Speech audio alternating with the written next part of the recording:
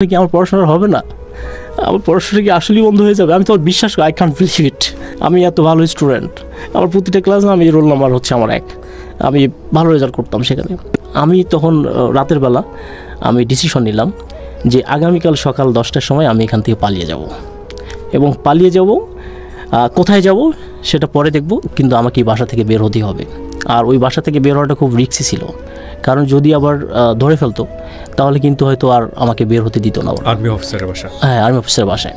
আর আমি তখন সকাল 10টার সময় বাসা সব কাজ করছি, আমি কাজ টাজ করে আমি এত কোঅপারেটিভ হয়ে গেছি ওখানে, আমি তাদেরকে বুঝতে দেইনি যে আমি এখান থেকে চলে যাব।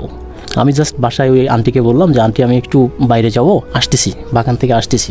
তখন আমার কাছে কোনো টাকা ছিল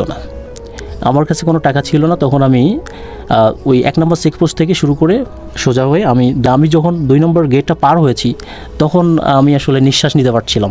রাস্তা আমি হেঁটে বাড়িতে চলে গেলাম।